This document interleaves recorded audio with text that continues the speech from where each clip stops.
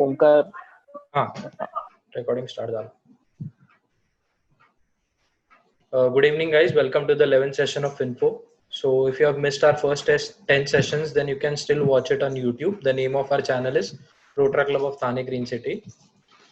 Today's session is basically a continuation of the last session. In last session, we learned the basics of insurance, and today we'll be taking it forward by studying about a very important product in life insurance, known as the vanilla insurance, popularly known as the term plan. So without further delay, I'll request Prachi to take over and continue with the session. Thank you so much. Thank you, Omkar. So like in our last session, we learned what is insurance and why we need to get insured, and all the basic terms which are used in insurance policy like proposer, nominee, or sum assured, or policy tenure, waiver of premium, like all those terms we learned. So in today's session, we will be learning term insurance and other two factors, that is claim settlement ratio and loading. Okay, so let's start. So as mentioned, term insurance is referred to as a protection plan. So am I audible to everyone? Yes, Prachi, you're audible. Okay, so let's start. So like when it comes to life insurance policies, we have number of options at our disposal, like from unit linked plans to endowment and money back. There is long list of options to choose from. Okay, so term insurance, it's one product. Term insurance is referred to as protection plan. In simple words, the premiums are fixed and paid for the length of the term. If policyholder dies prior to the expiration of the policy, the insurance company will pay out the face value of the policy. If the term expires and individual dies afterwards, there would be no coverage or payout. Okay, so in case the life assured dies during this policy term, the nominee listed under the insurance policy receives the sum assured of the policy. Okay, and sum assured will be the coverage the policyholder agrees to at the time of purchasing the policy. But noted that term policies do not have maturity value. It means that in case the plan completes its term and the life assured is still alive, no benefit will be paid to the nominee. Okay, so maturity benefit is not there in term insurance. Insurance companies offers varieties of term insurance plans for customers. Okay, so before jumping into signing a policy document, it's important to understand the forms of plans to choose from. Like some of the most common term policies available are level term plans, decreasing term plans, increasing term plans, return of premium plans are there, and term plan with riders. So these are the most common term policies available in the market. Okay, so now let's understand what are level term plans. So as mentioned here, sum assured and premium remains the same. Okay, like in such plan, the sum assured of your policy and the premium will remain same during the entire tenure of the policy. Okay, so keep this in mind. The premium is usually determined on basis of age, gender, health, and lifestyle habits. And in decreasing term plan, the cover provided under the policy keeps decreasing every year at a predetermined rate. However, the premium paid by the policyholder remains the same during the entire policy tenure. So the reason such policy is in the market is that often people's need for high level of life insurance decreases with age, as liabilities such as home loan, car loan, or other personal loans decrease or have been paid off. Okay, so this is why this policy is in the market. So another important advantage of such policy is that you will be paying lesser premium as compared to other term insurance policies. Okay, so this is the benefit of decreasing term plan. Now you will understand this increasing term plan easily as clearly indicated by the name. Okay, in such plans, the cover provided under the policy keeps increasing every year at a predetermined rate. Just as in the case of decreasing term plan, the premium paid by the policyholder, however, continues to be the same during the entire policy tenure. Okay, so due to increasing value of the sum assured, typically such plans demand a higher premium than other term plans in the market. Okay, so the reason such plans are offered to customers is to take into account the rising cost of inflation. Due to rising prices, often the coverage you started with may not be adequate in keeping up with living expenses. So in order to take into account the rising cost, insurer offer increasing term plans, whereby insurance coverage rises at predetermined rate every year. Okay, so this was increasing term plan. So now coming to return of premium. So this is something different than the previous three plans. Okay, because it comes with the maturity benefit. The total premium paid will be returned back to the policyholder at the end of the term of the policy, even if life assured survives. So while most term plans do not offer maturity benefit, return of premium plans have been designed to cater the customers who believe term plans should offer the same. For example, if you are paying 15,000 rupees premium for 25 years for cover of 40 lakhs, the insurer will pay you 3.75 lakhs. That is 15,000 into 25 years. Okay, so at the end of 25 years, the insurer will pay you 3.75 lakhs. That is the total premium you paid. You will get it in return. So due to maturity benefits, such term plans usually have higher premium as compared to other plans. And now often insurers will offer you rider options like accidental death, critical illness cover, etc. So waiver of premium benefit, disability benefit rider, and more. Like you will be able to customize your term life insurance policy because of this plan. Okay. So such riders can be purchased with the policy by paying nominal fee as per your needs. Okay. So often consumers misunderstand the benefits of term policy as they do not offer maturity or other benefits at the end of the policy term. So now people have become aware and started recognizing their ability to provide financial security at affordable rate of premium, which is beneficial for them and their family. So this was all about term policy. Okay. So here the premiums are fixed and paid for the length of the term. So now term insurance policies are more beneficial if your budget is tight, as cash value increases cost much more. As cash value insurance costs much more, it will be suitable for a person with low income but requiring larger cover to protect family's financial future in case of his demise. It's suitable if you have taken a large loan such as housing loan, etc. It can be used to cover risk of business loss, etc. So it's beneficial in many ways accordingly. I hope it's completely clear now about term plan. So any doubts till now? No, Prachi. Okay, so now we will come to the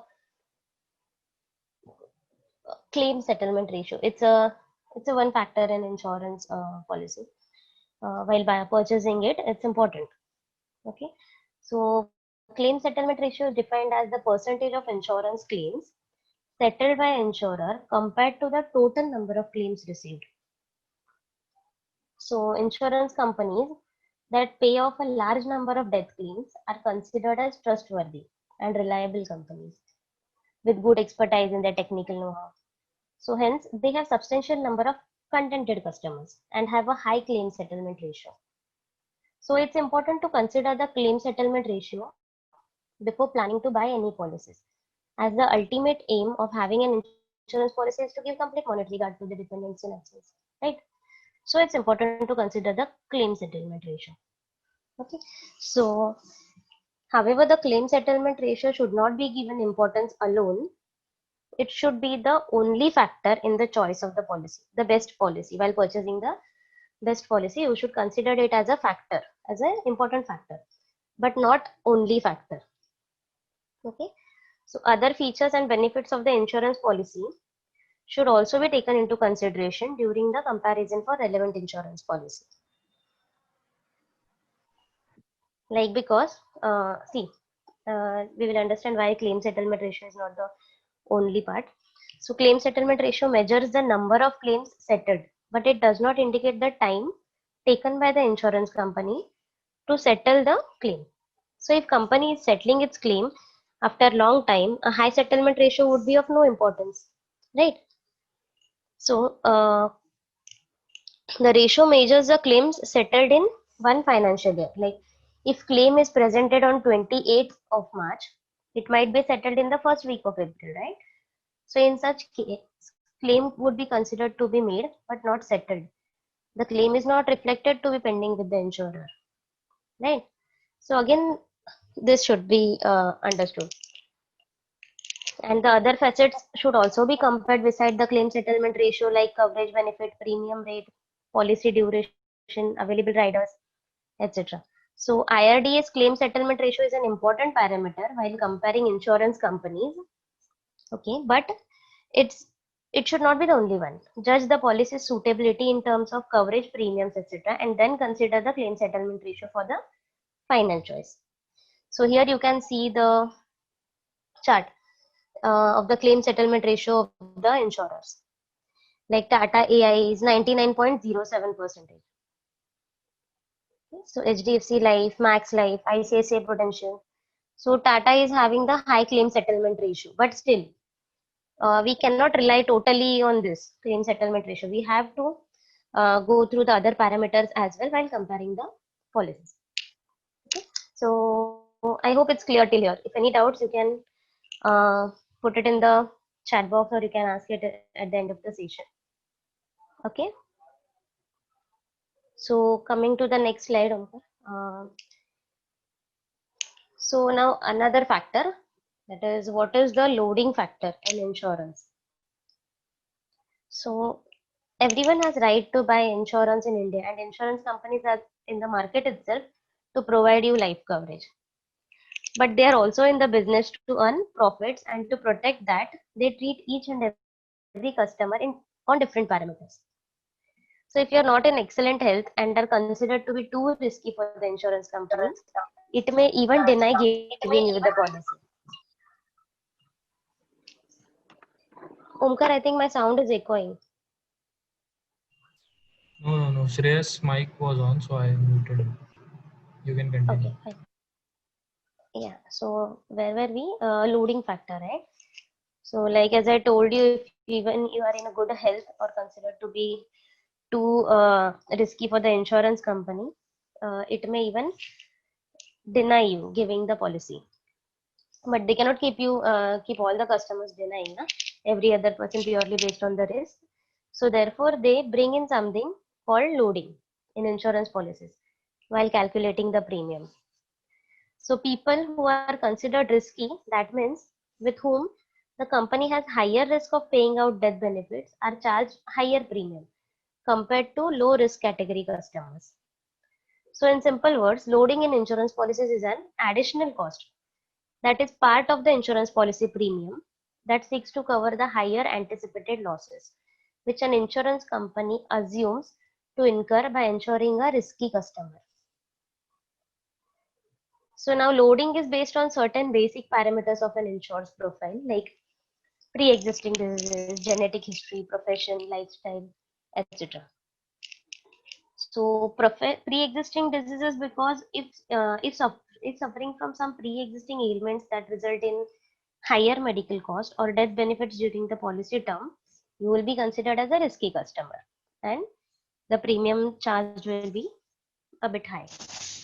Or it can be genetic history, like if you are genetically prone to any diseases like cardiac disorder or certain types of cancer, you will be charged a high premium.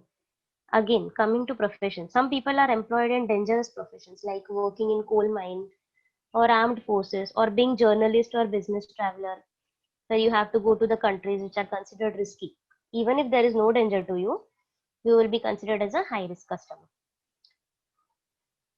And now lifestyle, if you are living a sedentary lifestyle, eating junk food, no exercise, smoking, drinking, etc., then the probability of you falling sick due to obesity or getting life-threatening diseases like diabetes, cardiac disorders increases, right? So even then you are considered as a high risk customer. Also, if you go on trekking, or you are indulged in dangerous activities or adventure sports frequently, like not like somewhere when sometime you are home, frequently, then you will be a part of high risk customer. So the basic idea behind loading is that higher the risk of you making a claim, the higher will be the premium charged. So this was all about the loading factor in insurance. So this was all for today. So thank you everyone. If any doubts, you can ask. Thank you so much, Prachi. It was a great session. Guys, you can unmute yourself now, and or else you can put messages in chat if you have any doubt. Prachi will address them one by one.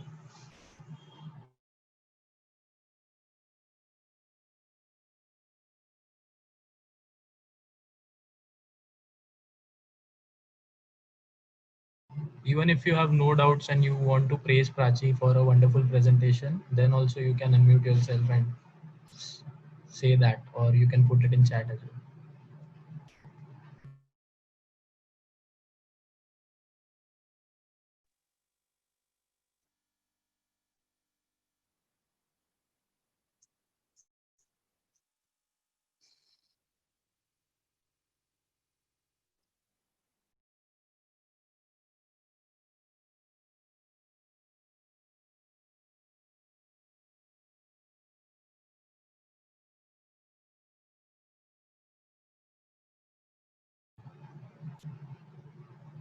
Prachi, we have messages for you in chat. So Preeti says it was a great session. Prabhanjan says बहुत खूब. Jagdish Sahansa says it nice presentation. Shreyas is saying very informative. Swapnil is saying thanks Prachi, it was very informative, nice presentation. Thank you so much everyone. I think it was very clear, and do attend the next session as well regarding the other projects, regarding the other products, maybe ULIP or endowment plans. Yep, So sure thank you Prachi. so much everyone for attending. Preeti Singh would be interested to know more about the inside points in taking the policy. I think Preeti, in last session, mostly about the insurance and its basics have been cleared. But if you want, or if you want to know more anything, you can just message me. Okay. Okay, guys, I think there are no doubts. So everyone has loved the presentation. Hope to see you in next week also.